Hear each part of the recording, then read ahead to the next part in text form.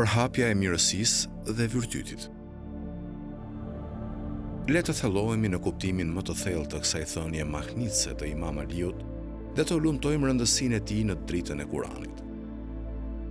Përhapja e mirësisë dhe virtytit përfshin inkurajimin dhe frymëzimin e të tjerëve që të përfshihen në këto veprime fisnike. Kurani ofron ajete të shumta që theksojnë rëndësinë e përhapjes së mirësisë dhe virtytit.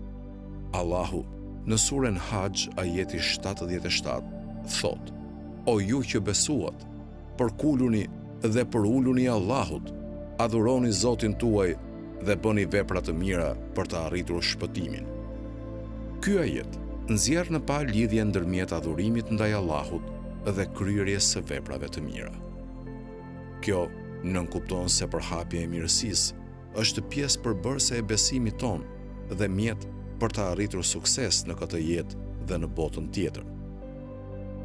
Për më tepër, në surën Bekare, ajeti 83, Allahu thot: Dhe kujtoni, kur morën beslidhjen nga beni Israilët, duke i urdhëruar ata, mos adhuroni përveç Allahut, u bëni mirë prindërve dhe të afërmve, jetimve dhe nevojtarve.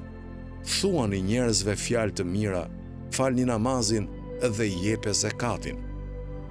Ky ajet thekson rëndësinë e të bërit mirë ndaj të tjerëve, duke përfshirë familjen, jetimet dhe nevojtarët. Ai gjithashtu thekson rëndësinë e të folurit të fjalëve të mira, që përfshin përhapjen e mirësisë dhe virtytit përmes ndërveprimeve tona me të tjerët. Thënia e Imam Aliut thekson domethënien e angazhimit aktiv në veprat e mirësisë dhe drejtësisë.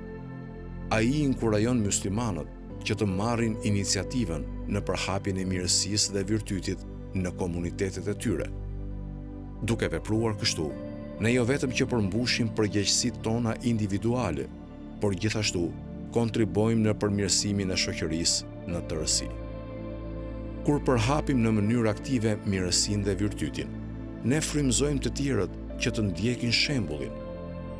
Veprimet tona mund të kenë një efekt ndikues, duke çuar në një transformim pozitiv në jetën e atyre përreth nesh.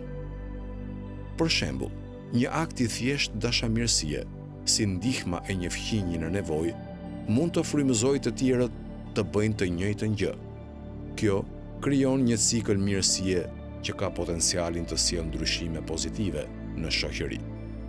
Për më tepër, përhapja e mirësisë dhe virtytit ka gjithashtu një ndikim të thellë në zhvillimin ton shpirtëror.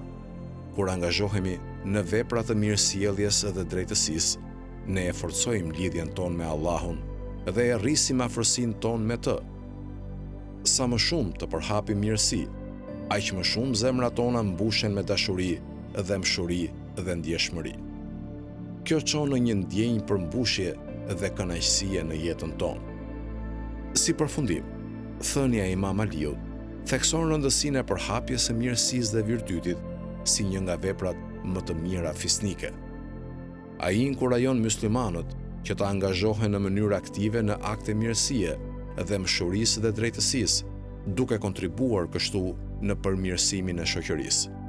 Duke vepruar kështu, ne jo vetëm që përmbushim përgjegjësitë tona individuale, por gjithashtu frymëzojmë të tjerët që të ndjekin shembullin. Allahu na bekoft me aftësinë për të përhapur mirësinë dhe virtytin dhe na bëft burim ndryshimesh pozitive në botë.